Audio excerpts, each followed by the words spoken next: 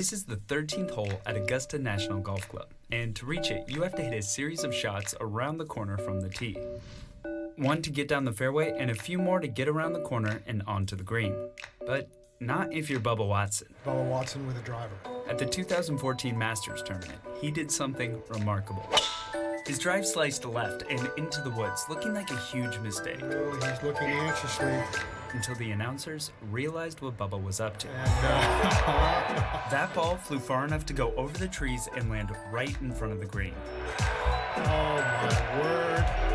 That is unbelievable. Bubba cut the corner, and that shot helped him win the tournament. Watson wins another range. But it also showed that golf might have a problem. Players like Bubba might be hitting the ball too far. Bernhard Langer is a pro golfer who had an average drive of 280 yards in 2018. That's 20 yards. So you want to know my take, chat? You want to know my take? My take is that these are just mauling boomers that their game is getting creatively changed, right? And they're fucking mauling. I maul their Andes. Than what he was hitting. That's what's happening. 30. And that jump is part of a much bigger trend. Since 1980, the average driving distance on the PGA Pro Tour has climbed over 30 yards. So the question is, what's causing this rise? The truth is, there are a lot of reasons why golfers are hitting the ball farther. They're stronger, their clubs are high-tech, and the courses are in better condition. But while all of these factors have had an effect, one particular thing has become a focus of conversation. Does the ball play a role? For sure. Something needs to be done about the golf ball. My idea was to have it so that every professional would have to play a reduced flight ball. The earliest golf balls were likely wooden, or Harrys, made with stitch fabric filled with. Then came Featheries, made from leather filled with. And later Gutties, made with... Maybe you've never heard of the gutta percha, a tropical tree species that provided the sap used to make gutty balls. Playing gutties, golfers noticed that their older balls, the ones beaten up with nicks and scratches, were flying farther than the new ones. So they started carving designs into gutties to get more distance, and experimenting with different patterns, golfers realized that dimples worked best. Dimpled balls fly farther because air coming into contact with the uneven surface creates a protective layer of turbulence around the golf ball, and that creates a smaller wake that has less drag on the ball. But remember this chart? Dimples were around way before this line started rising, so they don't really explain what's going on here. And I mean right here. See this jump? It's the steepest part of this trend line. Something caused this, and it wasn't dimples. It was this. The Titleist Pro V1, the golf ball that revolutionized the sport. I know what you're thinking. This looks like any other golf ball, but not when you look on the inside. So for about 100 years before the Pro V1, the standard golf ball had been a wound ball. They put like elastic, inside right? is a rubber band wound around a core and sometimes filled with liquid, which you can see if you cut one open like golfer Rick Shields. oh, it's liquid. Oh, no. Good. But cutting open a Pro V1, you can see what makes this ball different. It's the solid multi-layered core. Before the Pro V1 and balls like it, players had to choose between a solid core ball that's good for distance or a wound ball that's better for accuracy. But a multi-layered ball can do both. Its rigid core helps it fly far for distance, and the flexible outer layers allow a golfer to control spin when hitting closer to the hole. Before 2000, nearly all players hit wound. Chat, you know what I think? Nothing. No, you don't, but here's my take here. I feel like for competitive integrity, the absolute maxed out broken thing should always be used, because then everybody's on the equal fighting ground. Even though it's too good and it's pog, at least it's flat, right? So where there's no discrepancies. That's my take, dude. Balls, but afterwards, nearly all pro players in the US Open had switched to hitting solid multi-layer balls like the Pro V1, and that year was the year that the average driving distance shot up 6 yards. Unusual and concerning is how a 2017 report described the rise in driving distance for professional players. Hitting the ball too far means golfers can fly the ball over obstacles designed to make the game difficult, and that's making some courses obsolete. especially older ones like Oakmont Country Club, where holes designed in another era are being overpowered by modern players. Now, officials are considering what they can do to limit distance. Making golf balls bigger would increase drag, and a heavier ball would fall out of the air more quickly. But adjusting dimpling, or rolling back innovations that made the Pro V1 successful, like layering and materials, could also reduce the flight of golf balls and solve the problem. However, not everyone's happy about this idea. We own our manufacturing process, we own our technology, and we own our responsibility to the end user. As this epic marketing video shows, Titleist invests a lot in making golf balls. And for ball manufacturers, any little change to production would cost them a lot of money. But they probably shouldn't be too worried. The truth is, golf has been having a version of this debate for nearly 100 years and nothing's been settled yet. Debating the flight of the ball started a long time ago, with people asking does it go too far as far back as 1936. And in the end, maybe it just doesn't even matter. Remember the 13th hole at Augusta? That got fixed. The club just bought the land behind the tee box in order to pull it back and make it farther to hit a drive over the corner, no matter what kind of ball you use.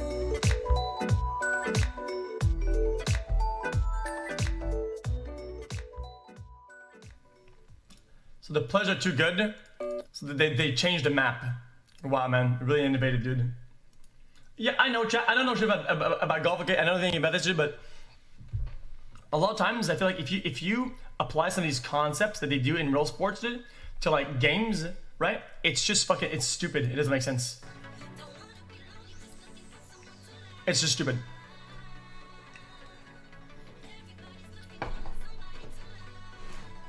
Like it's a slippery slow mentality. It's a slippery slow mentality. Who cares if your sports evolves? That's cool. It makes it flexible. It makes it exciting. It makes people rethink of the meta and become better. Who gives a fuck if it changes a little bit? If technology and advancements makes a sport advance, and so be it. That's fun. No, people that don't think it's fun are the absolute, dude, like bricked-in fucking boomers, dude. That's the real problem. What about chess? What about it? The pieces can't. Yeah, they can't get better.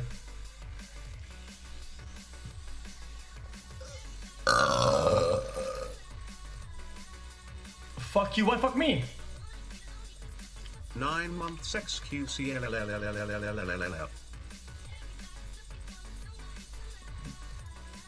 Okay. What about the Ken? No.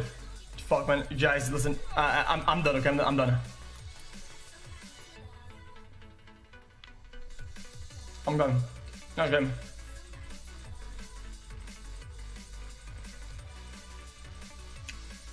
6 moves. Fuck off, dude. It took me 6 moves to lose in chess. It took me 4 moves. Who asked? I'm not. I'm done. I'm done the mom jokes. I'm on today. I went too far. Yes, you in chat. Okay. I'm not stopping with the mom jokes. Can you please rate my boring virtual graduation? Why are and cities spam try full of hard uncomfortable 7? benches? Chat, I need like five bites. This one Yep. has armrests to prevent you from dozing off. Here's another, again with the arms, the stiff metal. And this one, it's brand new. The MTA in New York City began installing them as a part of a subway enhancement plan. And they don't call it a bench. They prefer the term leaning bars. So what if I told you it was designed with discomfort in mind? New York City is filled with some of the most innovative architecture and urban planning in the world. Today, nearly every kind of public space here has been developed with close attention to detail. So these benches are no mistake. Can I have some spaghetti? They're designed to please? allow Yep, you to sit, spaghetti. but not get too cozy. And that's intentional. McDonald's, have this now. The concept stems from a school of thought that goes by many names, but today we'll use defensive design. Defensive design is about moderating behavior. The goal is to limit the ways an object can be misused. These benches have armrests because that will prevent anyone from laying down. Their short back is another nod to say this bench isn't yours forever. This done. trend is worldwide. And it's not just in the benches. When you start looking for defensive designs in New York City, you'll find examples everywhere. It's the presence of security cameras Skate stoppers, in turnstiles or in Times Square. It's these spikes on this column meant to deter birds. It's the knobs on these ledges made to discourage skateboarders. Yeah, skate stoppers, yikes. Sprinklers underneath the awning of this bookstore to prevent people Hope from everyone sleeping is there. having a great day, chat. It's sidewalk Smile. barriers. It's even these regular streetlights. Yeah, streetlights are probably some of the most recognizable defensive designs. When they surfaced in 19th century Western cities, the dynamic of urban life changed. Weird Because of NHL them, or hockey I goalie could be wrong by range this, chat, but I think combinations are pretty pop content xQcf. I think a lot of skate stopper designs are kind of bad, and skaters are kind of like, they've learned to like overcome the obstacles, and it kind of made the sport even better. more people spent more time outside at night, which drove economic McDonald's development sucks now, and a you reduction in cannot tell crime. me it doesn't suck Most until they hostile add back the architecture snack tries to wraps. influence behavior in a Sad. similar way. The designs attempt to make public space a bit more hospitable, I more know that ideal. they don't want to make you get Defensive too cozy. designs can deter crime. It can prevent the destruction of public property, and it can prevent loitering. But there is a reason why defensive design is characterized as hostile. Take the example of the leaning bar. Disability advocates have a problem with that appearing in the MTA. One advocate pointed out that people who travel who have disabilities or just get tired sometimes need a bench to sit on and not a wall to lean against. And while no one likes an uncomfortable bench, these additions mean something more for people who are experiencing homelessness. The United States is currently experiencing a decline in the overall homeless population. But in New York City, the number of homeless people Wait, is is that because there's less homeless or because people die? growing. About 1,800 people were found to have been sleeping in the subway. That's because emergency Both of them. shelter isn't always a viable option. There are several examples of hostile architecture that target people who are homeless. These designs imply that public space is not where homeless people should be. As it goes, city planners have a dilemma.